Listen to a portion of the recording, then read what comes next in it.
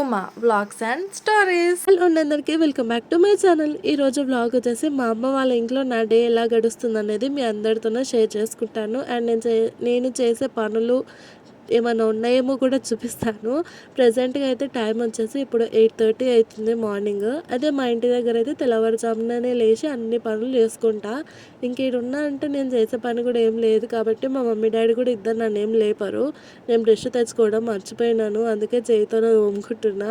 అంటే ఇక్కడ నా బ్రష్ ఆల్రెడీ ఒకటి ఉండేది, మా అమ్మ పాతది అనుకొని పాడేసింది. పిల్లలైతే ఇంకా లేవలేరు. నేను లేచేలోపే మా అమ్మ కటింగ్ కూడా మొదలెట్టేసింది. మా అమ్మ కట్ చేసే బ్లౌజులన్నీ ఇప్పుడు మా అమ్మమ్మ ఒక 5 బ్లౌజులు 4 ఉన్నాయి, అన్నీ ఒకేసారి కట్ చేస్తుంది. ఇంక ఇక్కడేమో చాయ్ పెట్టింది. డాడీ మార్నింగ్ టైం చాలా యాక్టివ్గా ఉంటాడు. ఈ టైంలో ఉన్నంత యాక్టివ్ డే మొత్తం కూడా ఎప్పుడు ఉండడేమో నాకు తెలిసి. డాన్స్ చేస్తుండు మా నాన్న.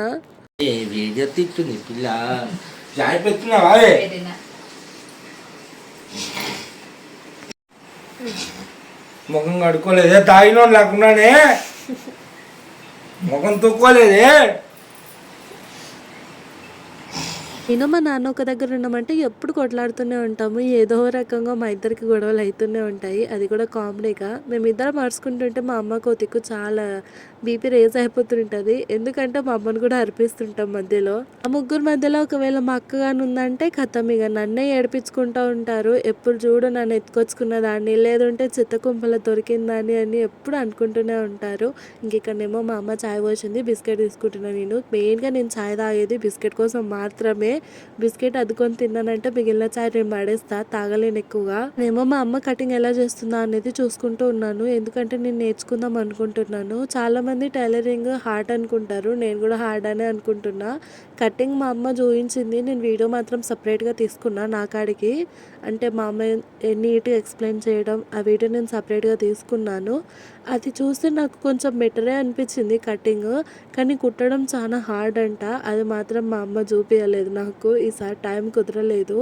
ఇంకా మా నాన్న చాక్లెట్స్ ఇస్తే తినుకుంటూ కూర్చున్నాను. పిల్లలకి ఇచ్చిండు, నాన్న నేను ఒకటి గుంజేసుకున్నాను మా నాన్నతో. మా అమ్మ ఎంతో ఇష్టంతోనే బ్లౌజ్ కుట్టుకుంది శారీ తీసుకొని, కానీ ఆ బ్లౌజ్ స్టిచ్ చేసుకున్న వెంటనే క్లాత్ అనేది చిట్లిపోతుంది, అంటే సరిగా లేదనమాట క్లాత్.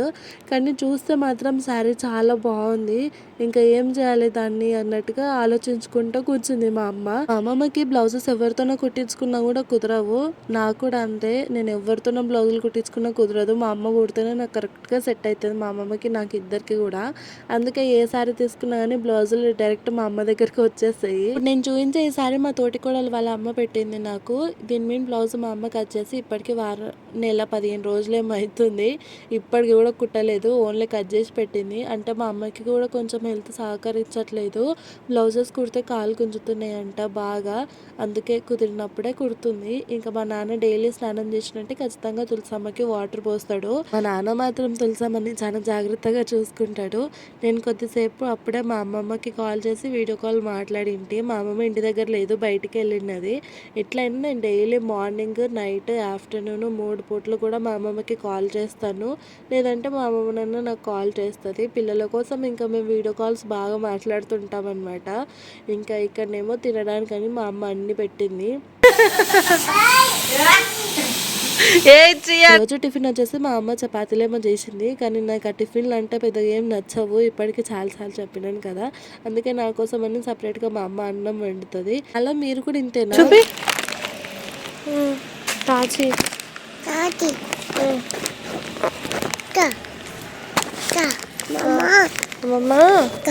అక్క పోయిందా? అమ్మమ్మ అక్కపోతే నువ్వు ఏడుస్తారా మరి బ్యాడ్ గర్ల్ లాగా? నేను అశ్వత్ ఇద్దరం కలిసి షాప్కి వెళ్ళి ఇంటికి వస్తున్నాము. మేము ఇద్దరమే ఉన్నాం ప్రజెంట్గా ఇంటి దగ్గర. మా మమ్మీ అశ్వత్ అమ్మగారు కూడా లేడు. ఈరోజు రేషన్ షాప్ దగ్గరికి వెళ్ళిండే మా అమ్మ బియ్యం కోసం అని. ఇంకా పాపనేమో ఒక్కటే ఏడుస్తుంది, వాళ్ళు వెళ్ళడం మీ పాప చూసింది. అమ్మమ్మ లేకపోతే ఎట్లా, అస్సలు ఉండలేరు కదా పిల్లలు. నేను షాప్కి వెళ్ళేటప్పుడు కూడా టీవీ ఆన్ చేసిపోయినా, లైట్ ఫ్యాన్ అన్ని ఆన్ చేసే పోయినాను నేను. అంటూ పెద్దగా దూరమే పుట్టదు, దగ్గర. నా బిడ్డ 10 నిమిషాలు ఏడ్చిన దానికి 20 రూపాయలు బొక్క, షాప్కి తోలుకపోయేవాడికి ఏడిపే. అసలు ఎందుకు ఏడవాళ్ళంతగానం? యాక్చువల్గా మా అమ్మ అశ్వత్థామని తీసుకొని రేషన్ షాప్కి పోయింది, మా డాడీ తోలుకొని పోయిండు. అది చూసింది, రాగం మొదలెట్టింది. అంతేనా? అమ్మ తాత పాయే, అమ్మ అమ్మమ్మ పాయే, అమ్మ అన్న పాయే, ఒకటే ఏడుపు. అనవసరంగా పైనుంచి 4 టన్నులు కూడా తిన్నది. ఆయన కూడా బంద్ చేస్తుంది అని షాప్కి తోలుకోవచ్చు. అంతేనా?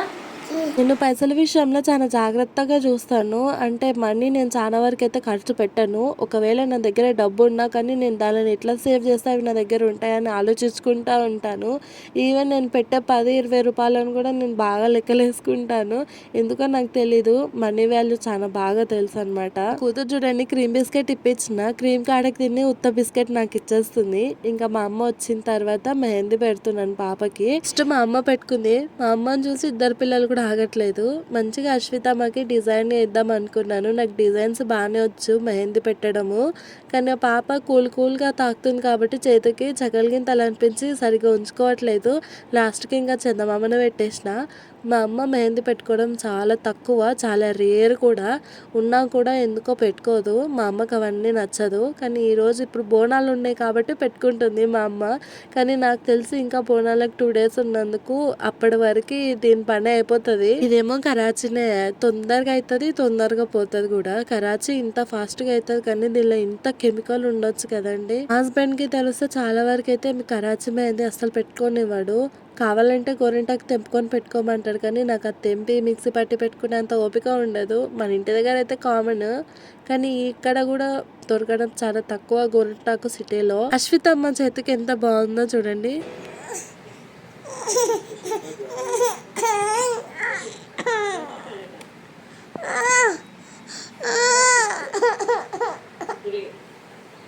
నిద్ర ఓనికే అల్లాడుతుంది.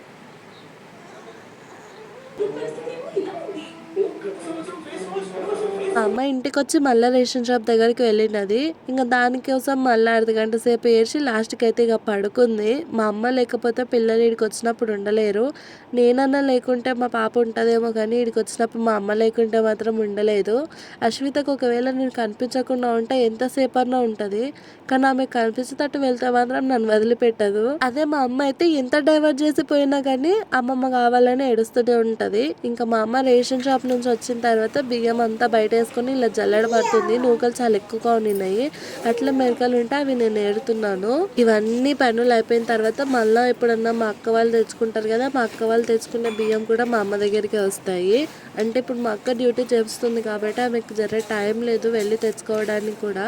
ఒకవేళ తెచ్చుకున్నా కూడా చేసుకున్నంత మా అక్కకి టైం ఉండదు పిల్లల దగ్గర. అందుకే మా అక్క కూడా మా అమ్మనే చూస్తుంది ఇవన్నీ. కానీ పేరుకే వాళ్ళిద్దరు పక్కపక్క గల్లీలో ఉంటారు కానీ కలవడం మాత్రం వారానికి ఒకసారి 2 వారాలకి ఒకసారి ఇట్లా కలుస్తుంటారు.